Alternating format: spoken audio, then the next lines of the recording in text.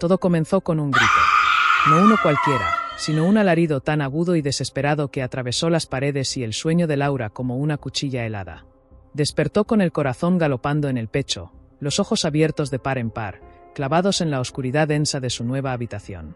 La casa, una antigua mansión victoriana en las afueras de Boston, crujía y gemía como un ser vivo, expandiendo el eco de aquel grito por todos los rincones. Laura miró hacia la puerta entreabierta que se balanceaba con un chirrido lento, como si alguien, o algo, acabara de pasar. La habitación parecía más fría de lo normal. Se levantó de un salto y corrió hacia la habitación de su hija Emma. Allí, la encontró dormida, respirando con suavidad, completamente ajena al terror que impregnaba el aire.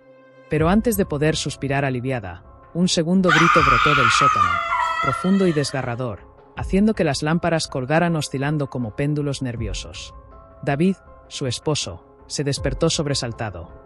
«Seguro es un animal», dijo con voz temblorosa, intentando racionalizar lo imposible.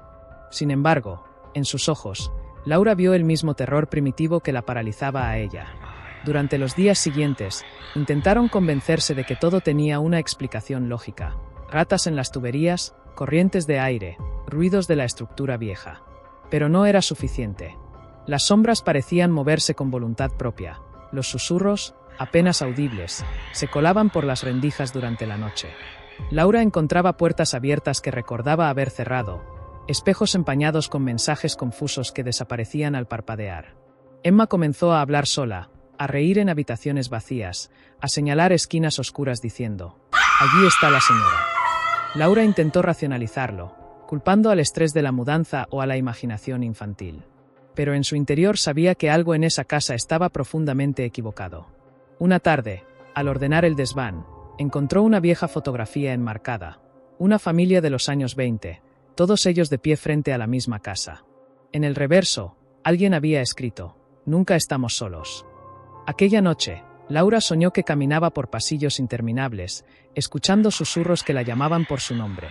Al despertar, tenía marcas de arañazos en los brazos. Emma también, 3 marcas paralelas, como garras diminutas, en la espalda. David juraba no recordar nada, pero se le veía cada vez más pálido y ausente. El ambiente en la casa se volvió opresivo, como si caminaran bajo el agua. Decidieron instalar cámaras de seguridad, convencidos de que grabarían a un intruso humano. Lo que captaron fue peor: una figura negra, alta y delgada, que se deslizaba por los corredores, deteniéndose a veces para mirar directamente hacia las cámaras. El terror se convirtió en rutina. Las noches eran una sucesión de pesadillas, golpes en las paredes, pasos invisibles. Cada amanecer era un alivio momentáneo, hasta que el sol caía de nuevo y la casa parecía despertar junto con la oscuridad.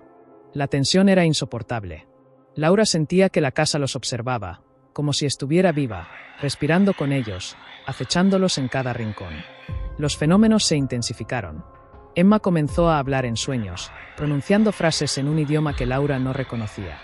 Una mañana, encontraron todas las sillas del comedor apiladas en una torre imposible que rozaba el techo, sin que nadie hubiera oído un solo ruido durante la noche.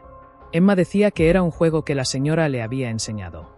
David, cada vez más retraído, confesó que veía figuras reflejadas en los espejos, rostros deformes y ojos inyectados en sangre que desaparecían cuando se giraba. Laura sentía como la desesperación se colaba en su mente, en su cuerpo, en su alma. Decidió buscar ayuda y contactó al profesor Hawthorne, un investigador de fenómenos paranormales reconocido por sus trabajos con casas embrujadas. Hawthorne llegó una tarde nublada, portando instrumentos antiguos, amuletos y crucifijos. Al pisar la casa, se detuvo en seco y palideció.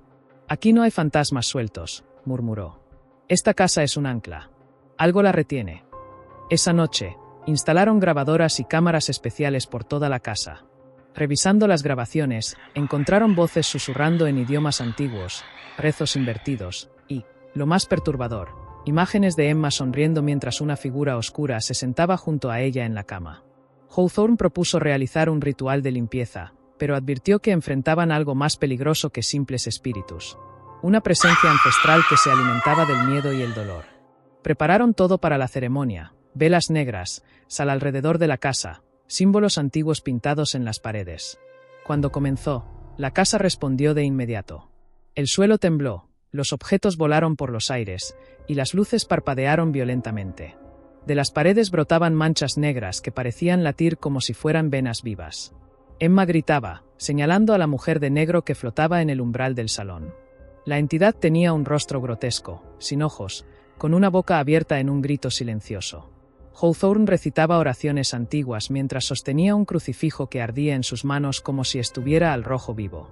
David fue arrastrado por una fuerza invisible hacia el pasillo, golpeando las paredes mientras Laura intentaba proteger a su hija.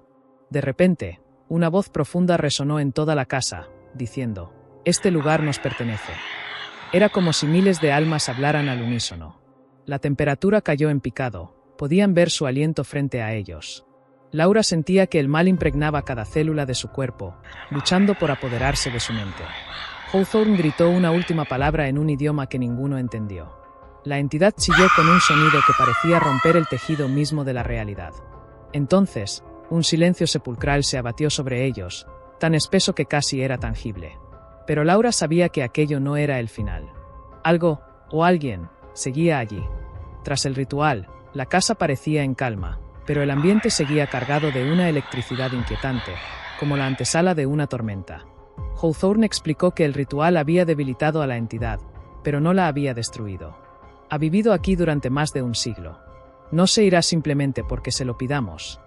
Laura y David, agotados física y emocionalmente, decidieron abandonar la casa temporalmente, llevando a Emma a casa de su abuela en la ciudad. Pero antes de irse, Laura quiso recoger algunos objetos personales. Mientras empaquetaba, oyó el piano del salón sonar una melodía lúgubre, aunque el instrumento estaba cubierto de polvo e inutilizable. Se acercó lentamente, sintiendo como cada paso se volvía más pesado, como si la casa intentara retenerla. Al llegar al salón, vio algo que jamás olvidaría: Emma, de pie frente al piano, con los ojos cerrados, murmurando una canción en un idioma desconocido. A su lado, la figura de la mujer de negro la observaba, con su rostro carente de rasgos, inclinando la cabeza como un perro curioso. Laura gritó y corrió hacia su hija, pero al tocarla, todo desapareció en un parpadeo. Emma abrió los ojos, confundida, y preguntó: «¿Por qué estás llorando, mamá?». Esa misma noche, abandonaron la casa sin mirar atrás. Durante semanas, Laura tuvo pesadillas en las que caminaba interminablemente por pasillos oscuros, siempre seguida por una presencia que respiraba justo detrás de ella. Incluso en casa de la abuela, sucedieron pequeños eventos: susurros en los armarios, juguetes que se encendían solos en plena noche, arañazos en las paredes. Hawthorne advirtió que la entidad podía haberse adherido a ellos, como un parásito. Propuso un segundo ritual, esta vez para sellar cualquier conexión espiritual. La ceremonia fue intensa. Emma lloraba sin razón aparente. David entró en un trance del que no podía salir. Laura sintió como una fuerza invisible le apretaba el pecho hasta casi desmayarse.